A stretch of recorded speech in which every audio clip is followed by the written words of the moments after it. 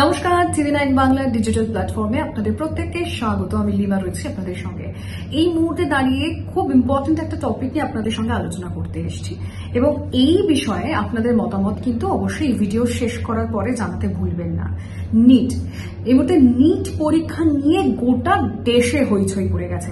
দেখুন, শুধু আমাদের গোটা দেশে হইচই বললে ভুল হবে, বহির্বিশ্বেও কিন্তু এই নিয়ে আমার দু একটা আর্টিকেল চোখে পড়েছে, মানে বহির্বিশ্বেও কিন্তু নজর রাখছে। খুব স্বাভাবিক, আমরা চিকিৎসকদের ভগবানের স্থানে রাখি, আর সেখানে চিকিৎসক হতে গেলে যে প্রথম পরীক্ষায় পাশ করতে হয় তাতেই যদি এত গড়বড় হয় তাহলে ভবিষ্যৎ কি হবে? এই নিয়ে দেখুন, সাধারণ মানুষরা কথা বলছে যে আজ থেকে 10-15 বছর পর যখন ওরা চিকিৎসা করাতে যাব কি হবে। দেখুন, নিট পরীক্ষা নিয়ে হয়তো আপনারা অনেকেই জানেন যে কি গন্ডগোল হয়েছে, কি সমস্যা হয়েছে। এই যে একটা গ্রেস মার্কস অনেকে পেয়ে গেছে, প্রথম স্থান 60 জনের বেশি পেয়েছে, যেটা মানে প্রায় অসম্ভব বলা চলে। এবং বিশেষ করে একটি কেন্দ্র, হরিয়ানার একটি কেন্দ্র, যেখান থেকে প্রথম স্থানেই রয়েছেন 6 জন, তাদের প্রচুর সমস্যা হয়েছে। আজকে কেন্দ্র আদালতে জানিয়ে দিল যে বিষয়টা নিয়ে আমি এখন আপনাদের নতুন আপডেট দিতে এসেছি এবং এই বিষয় নিয়ে আপনাদের মতামত জানতে চাইছি যে আপনারা কিভাবে দেখছেন সেই বিষয়টি। সেটা হচ্ছে 1563 জন নতুন করে পরীক্ষা দিতে পারবে। হ্যাঁ, মানে নিট 2024 যে দিয়েছেন যারা, তার মধ্যে এই সংখ্যক, মানে যে সংখ্যাটা আমি বললাম আর কি, 1563 জন, তারা নতুন করে পরীক্ষা দেবে। এরা কারা? যাদেরকে গ্রেস মার্কস দেওয়া হয়েছে, যারা পরীক্ষা কেন্দ্রে পরে ঢুকেছে, যারা সময় পায়নি, নিয়ম অনুযায়ী নিট তাদেরকে একটা গ্রেস মার্কস দেয়। এই যারা গ্রেস মার্কস পেয়েছে তারাই কেবল এই পরীক্ষায় কিন্তু বসবে, আর কেউ নয়। আর তাদের পরীক্ষা হয়ে যাওয়ার পর আবার তাদেরকে বিচার করা হবে, মানে তাদের নম্বর বিচার করা হবে। আর এক্ষেত্রে কোনো রকম কোনো গ্রেস মার্ক দেওয়া হবে না। মানে এক্ষেত্রে যেই যে বারবার করে বলছি 1563 জন পরীক্ষার্থীর কথা, তাদেরকে সব জিনিস মাথায় রাখতে হবে।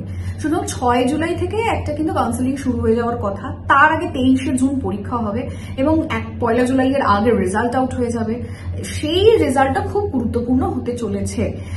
দেখুন, এবার একটা বিষয় এখানে আসতে পারে যে আপনি এই বিষয়টি নিয়ে কি ভাবছেন, যে এই কজন পরীক্ষার্থীর পরীক্ষা আবার পুনরায় নিলেই কি সবটা ঠিক হয়ে যাবে, নাকি পুরোটা বাতিল করে নতুন করে পরীক্ষার আপনার মত? না, যেটা কেন্দ্র যে সিদ্ধান্ত নিল সেটা ঠিক, সেই জন্য এই ভিডিওটা করলাম। আপনাদের মতামত জানতে চাইলাম, কেন্দ্রের এই সিদ্ধান্তকে আপনারা কিভাবে দেখছেন সেটা কিন্তু জানাতে ভুলবেন না। অবশ্যই আমরা এই নিয়ে রাজ্য রাজনীতির মতামত দেখছি, আমরা কলকাতার রাস্তায় দেখছি বিক্ষোভ নামছেন। অবশ্যই আজকে আমরা সল্টলেকে করুণাময়ী বিকাশ ভবনের সামনে বিক্ষোভের ছবি দেখেছি, যেখানে প্রত্যেকে বলছে যে এটা একটা দুর্নীতি হচ্ছে, এটা একটা বড় স্ক্যাম।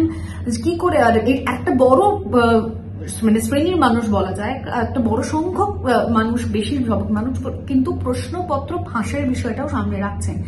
যেখানে হরিয়ানার এই যে আমি ভিডিও শুরুতে যে বললাম, হরিয়ানার এই কেন্দ্র, যেখানে একই কেন্দ্রের একই সেন্টার থেকে কি করে 6 জন প্রথম শ্রেণীতে আসতে পারে, আর ফুল মার্কস, যে নিয়ে প্রচুর আলোচনা সমালোচনা হয়েছে। আপনারা আশা করছি যে সমস্ত বিষয়গুলো নিয়ে আপডেট, আমি তাও কিছু কিছু বিষয় আপনাদেরকে বলার চেষ্টা করলাম। তবে এই মুহূর্তে দাঁড়িয়ে একটা বড় বিষয়, বড় খবর সেটা হচ্ছে পুনরায় 1563 জনের পরীক্ষা নেওয়া।